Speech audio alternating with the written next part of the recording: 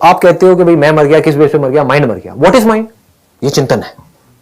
ये नहीं पता है माइंड क्या है, बातें कर रहे हैं सबकॉन्शियस माइंड, अनकॉन्शियस माइंड, अपने सबकॉन्शियस माइंड को पावरफुल कैसे करना है। What is mind? थॉट्स की इतनी पावर है जिसकी कोई हद नहीं, हम अपने थॉट से कुछ भी कर सकते हैं। What is thought? What is mind?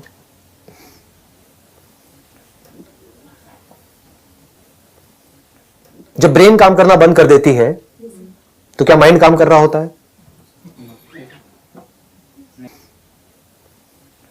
तो क्या ब्रेन माइंड है? ब्रेन माइंड है तो बॉडी माइंड है, या माइंड बॉडी से अलग है? Brain controls our actions. हाँ, brain controls our action, brain which is a part of the body. What is mind? Is brain mind? हमारे थॉट्स, हमारे थॉट्स माइंड है। थॉट्स क्या है? What is thought? ये चिंतन है। ये नहीं कि मुझे पॉजिटिव सोचना है, मुझे नेगेटिव नहीं सोचना है, मेरे अंदर थॉट्स ना आए। ये बहुत गहरी इंक्वायरी चल रही है। अगर यहां पे हम पहुंच पाए, जिसको आप माइंड कहते हो, क्या वो मेमोरी नहीं है जो आपकी बॉडी के अंदर स्टोर्ड है, आपकी ब्रेन के अंदर स्टोर्ड है? क्या वही माइंड नहीं है? अगर मैं पूरी मेमोरी आपके अंदर से निकाल दूं तो आप माइंड किसको कहोगे? क्या उसके बिना आप सोच पाओगे? Can you think without memory? Can you speak without memory? तो माइंड, जिसको आप माइंड कहते हो, वो क्या है? Bundle of memories. तो क्या मेमोरी मर जाती है जब आप मरते हो, ये बॉडी मरती है? तो आप कह रहे हो नहीं मरती, या तो अब आप कहोगे नहीं मरती या कहोगे हां मरती है। कैसे? आपका एक्सपीरियंस क्या कहता है? मैं आपको ये बता रहा हूं, अगर ध्यान से समझ पाओ ना कि चिंतन करते कैसे हैं। बिलीफ के बेस पे चिंता होती है और समझ करके एक्सपीरियंस के बेस पे चिंतन होता है। बिकॉज इफ यू से नो कि मेमोरीज नहीं मरती हैं, मैं पूछूंगा आपका एक्सपीरियंस क्या कहता है? आप कहते हो मेमोरीज नहीं मरती हैं, क्योंकि मैंने उस बुक में पढ़ा है कि कर्म होते हैं, वो इकट्ठे होते रहते हैं, उस कर्म के हिसाब से हमको अगली बॉडी मिल जाती है। ये सब क्या है? ये भी मेमोरी का ही हिस्सा है। तो ये आपको क्या करेगा? फंसा देगा। अब आप इंक्वायरी नहीं कर पाओगे, आप फंस गए। मैं आपसे सिंपल सा एक क्वेश्चन पूछ रहा हूं, मेमोरी मरती है या नहीं मरती? अब आपको कैसे पता लगेगा मेमोरी मरती है या नहीं मरती? किसी बुक से पता लगेगा? सोच सोच करके पता लगेगा? कैसे पता लगेगा? आपको देखना होगा आपका एक्सपीरियंस क्या कहता है। इस बॉडी से पहले आप क्या थे, उसकी मेमोरी है अभी आपके पास में? इसका मतलब क्या है? मरती है। ये हमारा एक्सपीरियंस है। मरना मतलब क्या? याद ना रहना, दैट इज मरना। कोई आदमी जो बचपन से देख नहीं सकता है, अगर कुछ भी कंटिन्यूएशन होती किसी भी तरह की, तो जो देख नहीं सकता है उसको दिखने के सपने आते, क्योंकि मेमोरीज पड़ी हुई है। लेकिन ऐसा नहीं होता है।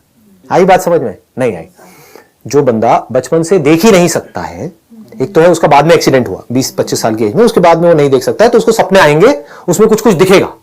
जो बचपन से ही नहीं देख सकता है, मतलब उसकी आंखें ही नहीं है, उसको पूरी जिंदगी जो सपने आएंगे उसमें सुनाई देगा, कुछ फील होगा, सूंघने में आएगा, दिखाई नहीं देगा। इसका मतलब क्या है? कि अगर मेमोरी की कंटिन्यूएशन होती, पहले कोई बॉडी होती, वहां से कोई कंटिन्यूएशन होती, तो उसको एटलीस्ट सपने में, एक्चुअल में नहीं दिख सकता क्योंकि आंखें खराब है, तो आंखों के थ्रू नहीं दिख रहा है, ये इंस्ट्रूमेंट खराब है, लेकिन अंदर मेमोरी तो पड़ी हुई है, वो स्टोर्ड है, वो तो दिखता ब्रेन के अंदर, वो नहीं दिख रहा। इसका मतलब क्या है? मेमोरी की कोई कंटिन्यूएशन नहीं हो रही है। तो क्या मेमोरी अभी जिंदा है या मरी हुई है? अच्छा, जिंदा कैसे है? मेमोरी क्या होती है? प्रेजेंट मोमेंट की मेमोरी होती है, पास्ट की होती है? हाँ, तो जो भी आपकी मेमोरीज है, जो भी अंदर स्टोर्ड है, वो एक्चुअल में जिंदा है या एक्चुअल में मरी हुई है? एक्चुअल में मरी हुई है। आपके बचपन की मेमोरी है आपकी ब्रेन के अंदर, लेकिन एक्चुअल में बचपन कहां है? आंख खोल करके देखो, अभी बचपन बचपन नजर आ रहा है किसी भी एंगल से? अंकल आंटीज बात समझ आई? एक्चुअल में क्या हो रहा है? एक्चुअल में मेमोरी जिंदा है या मुर्दा है? मुर्दा है। तो जो मुर्दा है उसके मरने का क्यों डर है आपको? वो जो मुर्दा है उसके मरने से क्यों डर लग रहा है आपको? वो तो मुर्दा ही है। अगर अभी भी आपके अंदर जितनी मेमोरीज पड़ी हुई हैं वो सब मर जाए, लेकिन आपकी लाइफ बढ़िया चलती रहे, कोई दिक्कत है क्या? तो जिस मोमेंट में सोचते हैं उस मेमोरी के बारे में, उस मोमेंट पे वो जिंदा हो जाती है। हाँ हाँ, लेकिन हमको लगता है वो जिंदा हो गई है, एक्चुअल में जिंदा नहीं होती। अगर एक्चुअल में मैं रियलिटी की बात करूं, हमको लगता है कि वो जिंदा हो गई है। जैसे मूवी देखते हैं स्क्रीन के ऊपर, लगता है कि सब कुछ हो रहा है वहां पे, लगता है कि एक्चुअल में शाहरुख खान है वहां पे, एक्चुअल में शाहरुख खान कहीं नहीं है।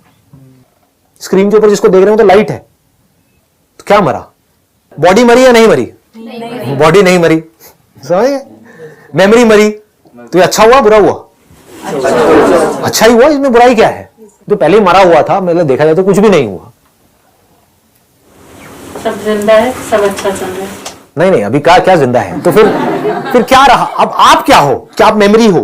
क्या बॉडी हो? हाँ, अब आप कहोगे, या तो कोई कहेगा मैं आत्मा हूं, या कोई कहेगा मैं ये हूं, मैं वो। व्हाट इज आत्मा? समझे? अब ये हम चिंतन पे चले गए। चिंतन मतलब क्या? अंडरस्टैंडिंग के लेवल पे चिंतन का मतलब क्या? एक ऐसे लेवल पे पहुंचना जिसके ऊपर क्वेश्चन मार्क लगाया ही नहीं जा सकता है। आप खुद भी नहीं लगा सकते, दुनिया की कोई ताकत नहीं लगा सकती। तब आप कह सकते हो कि आपका चिंतन सही डायरेक्शन में जा रहा है।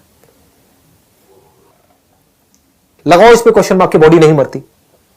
लगाओ किसी में दम है तो, पूरी दुनिया में कोई साइंटिस्ट आ जाए, कोई भी आ जाए, कोई भी मशीन ऐसी नहीं है जो किसी भी एक छोटे से पार्टिकल को या बड़े से बड़े पार्टिकल को मार सके, उसकी फॉर्म को बदल सकती है।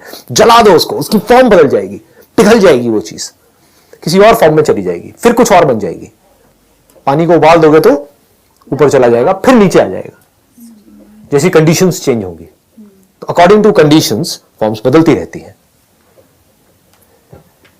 If you can ask the right kind of questions, क्या मरता है, क्या नहीं मरता है, मैं मरता हूं या मैं नहीं मरता हूं, मैं कौन हूं, अगर ये क्वेश्चन घुस पाए अंदर तो who am I, this is the essence of spirituality. बस इससे ऊपर और कुछ नहीं है। तो आप यहां पर आए हो तो मैं आपको बस ये कह सकता हूं, अगर ये क्वेश्चन सुन लिया है